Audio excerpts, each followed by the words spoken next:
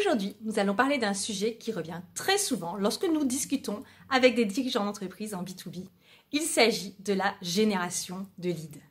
Plus précisément, nous allons évoquer quels sont les éléments qui ont un fort impact sur la réussite de votre stratégie de génération de leads en B2B. Mais avant d'entrer dans le vif du sujet, nous allons faire un petit rappel sur qu'est-ce exactement une stratégie de génération de leads. Pour la plupart des entreprises en B2B aujourd'hui, la génération de leads est devenue une priorité dans leur stratégie marketing et plus précisément dans la stratégie de marketing digital. De quoi s'agit-il exactement lorsqu'on parle de stratégie de lead? Quel est l'objectif? L'objectif de cette démarche est d'arriver à susciter, à générer des demandes spontanées qualifiées. Et j'insiste sur le mot qualifié car il a son importance. On peut se dire que ce n'est pas très nouveau puisque finalement, il existe depuis longtemps des techniques marketing qui sont là pour aider à identifier des opportunités, à aller à la rencontre de clients potentiels et à susciter de l'intérêt. Je pense notamment à tout ce qui est événementiel, les salons, le télémarketing qui ont depuis des années et des dizaines d'années œuvré pour cet objectif. Là où aujourd'hui c'est réellement nouveau, c'est que les techniques utilisées sont principalement digitales pour déployer une stratégie de génération de leads. On pourrait notamment citer tout ce qui est emailing, réseaux sociaux, mais là c'est vraiment très réducteur parce qu'il y a également le référencement, toute une panoplie de techniques de marketing digital qui vont permettre ensemble de générer des leads. Notamment, là on parle principalement en B2B, même s'il existe des techniques équivalentes en B2C. Quelle est la différence avec ce qui se passait précédemment? Parce qu'en fait, ces techniques sont relativement accessibles. Alors qu'auparavant, participer à un salon, mener certaines opérations dans de l'événementiel, pour prendre cet exemple en particulier, était extrêmement onéreuse et loin des budgets que pouvaient se permettre les PME et les TPE. Alors c'était plutôt, on va dire, réservé à des grandes entreprises. Aujourd'hui, finalement, lorsqu'on parle de génération de leads, on reste dans des techniques qui sont accessibles et avec des tickets d'entrée qui sont tout à fait possibles pour des entreprises de taille et de budget bien sûr plus modestes. Donc du coup, on pourrait se dire, c'est super, le problème est résolu, l'inégalité de départ qui était en termes de budget permet aujourd'hui à tout le monde de s'y mettre et le problème est résolu. Et puis en fait non, on se rend compte que pour certaines entreprises, peu importe la taille, la stratégie de génération de leads va très bien fonctionner et pour d'autres, elle ne fonctionne que relativement bien, pas terrible, voire pas du tout. Alors pourquoi il y a de telles différences de résultats? Eh bien, c'est tout simplement une question d'ingrédients. Imaginez qu'on vous donne une recette d'un chef étoilé, son dessert signature par exemple, avec tout extrêmement bien détaillé. On va supposer que vous maîtrisez les techniques de cuisine nécessaires, ce qui est pas forcément acquis, parce que en général, ça demande plusieurs années pour acquérir ces compétences, mais admettons que vous les ayez.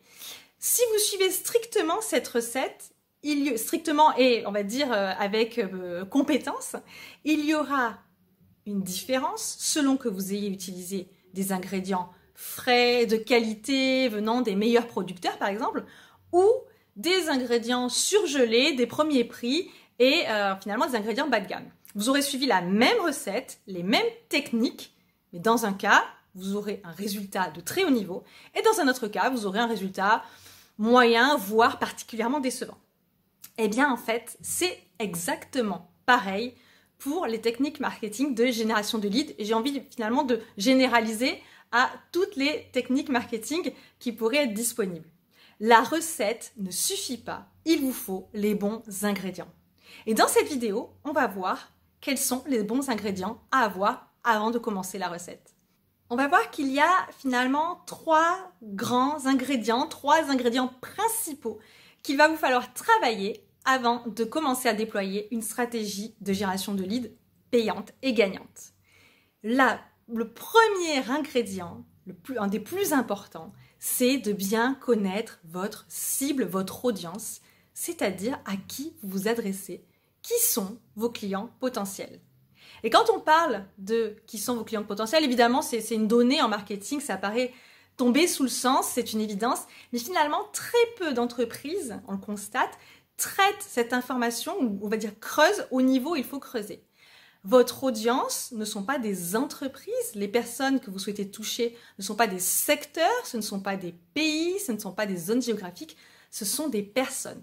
Parce que même si on est en B2B, les personnes qui prennent les décisions sont prises par des personnes ou par un ensemble de personnes, en tout cas, qu'il va vous falloir identifier non pas nominativement, mais dont il va falloir dresser un profil et savoir très précisément qu'est-ce qui anime les décisions ou qu'est-ce qui vont retenir les décisions de ces personnes. Donc c'est un sujet qu'on évoque très souvent si vous regardez nos vidéos, donc je ne vais pas forcément m'étendre, donc je vais plutôt vous reporter vers les autres vidéos sur le sujet où vous trouverez beaucoup de conseils.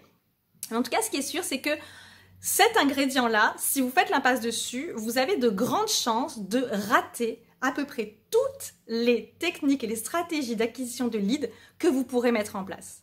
Le deuxième ingrédient essentiel pour réussir votre stratégie de génération de leads, c'est d'avoir une proposition de valeur et un positionnement qui sont forts, c'est-à-dire une marque B2B. Alors, on n'a pas tellement l'habitude encore d'entendre parler de la marque B2B, c'est un terme qui est beaucoup plus réservé pour le B2C et pourtant, on constate que les entreprises qui ont travaillé leur positionnement, leur proposition de valeur en B2B surperforment au niveau commercial par rapport à leurs concurrents. Donc, ce n'est pas du tout quelque chose qu'il faut prendre à la légère, ce n'est pas quelque chose qu'il faut penser être nécessaire en B2C et puis finalement en B2B, on va s'en tirer avec des arguments qui sont plus techniques et plus rationnels parce qu'on est très loin finalement d'être dans la réalité. Si on pense comme ça, on va en tout cas fermer beaucoup de portes et beaucoup d'opportunités. Donc, que faut-il faire dès à présent? Mais déjà, il faut arrêter de se reposer exclusivement sur tous les arguments dont je vous parlais, qui sont rationnels et qui sont souvent trop techniques, pour s'intéresser à qu'est-ce qu'il y a de la valeur, comment j'apporte réellement de la valeur à mon client, et notamment tout l'aspect des bénéfices. Là encore, on en parle dans d'autres vidéos. Donc, je vous demanderai de vous reporter à ces vidéos. Vous pouvez aller sur YouTube, vous les trouverez pour pas surcharger cette vidéo en elle-même. Mais en tout cas, travailler votre proposition de valeur et un positionnement très clair et de manière générale, votre marque B2B va vous permettre de réellement gagner des points et augmenter l'efficacité de vos stratégies de génération de leads. Le troisième ingrédient que nous vous recommandons de travailler avant de vous engager dans une stratégie de génération de leads, et vous verrez, c'est extrêmement payant de travailler, d'avoir ces bons ingrédients, c'est de définir un parcours de vente, un parcours client, même très simple. On ne demande pas de faire des usines à gaz. Vous allez peut-être être surpris par cet argument, mais en tout cas, par cet élément, pardon, mais ce qu'on constate, c'est que finalement, dans trop de stratégies de génération de leads, l'objectif c'est de vendre. Or, c'est bien trop prématuré. Alors bien sûr, l'objectif final, c'est de générer des ventes, plus de ventes, on est tous d'accord sur ce point-là, mais en tout cas, au stade où on en est, le seul objectif qu'il faut avoir, c'est de vendre la prochaine étape. Donc, à vous de définir dans le parcours que vos clients, en tout cas vos suspects, doivent traverser pour devenir un suspect, puis un prospect, puis un client, quelles sont les étapes et quels sont les événements qu'ils vont pouvoir être sur leur chemin. Ça peut être un appel téléphonique, ça peut être une démo, ça peut être de remplir un formulaire, de télécharger une brochure, que sais-je. En tout cas, ce sera ce premier pas, le petit pas que vous lui demandez de faire vers vous pour identifier une opportunité. Dirigez d'ores et déjà vers une page où vous allez vendre, c'est-à-dire que vous allez avoir une transaction, ou alors tout simplement quelque chose qui est beaucoup trop engageant, comme, je sais pas, moi par exemple, donner un numéro de carte bleue. Ça va être un effort bien trop important à demander à votre cible, votre audience cible qui ne vous connaît pas encore, puisque là on est en stratégie de génération de leads, mais à un stade très prématuré. Donc, évaluez bien quel est ce parcours. Qu'est-ce que vous pouvez raisonnablement demander à votre audience pour faire un pas vers vous et identifier cette opportunité. C'est un travail qui est un petit peu fastidieux, qui peut prendre un peu de temps, quoique si vous êtes aiguillé, ça peut aller aussi très vite, mais qui va vous permettre réellement de gagner du temps et surtout de gagner des résultats. Donc si on résume, pour augmenter l'efficacité de votre stratégie d'acquisition de lead, si vous avez déjà engagé une, ou tout simplement pour démarrer une stratégie d'acquisition de lead, vous allez vouloir travailler et réunir 3 ingrédients de qualité pour suivre finalement des recettes.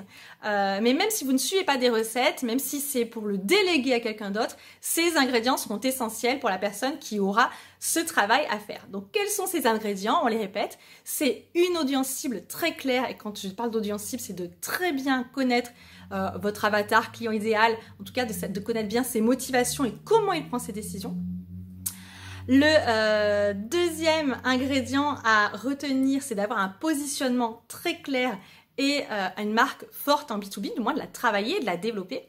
Et le troisième ingrédient, c'est d'avoir un parcours de vente clair, même simple, mais avec des étapes par lesquelles vous souhaitez faire passer votre suspect au stade prospect et votre prospect, on espère, au stade client.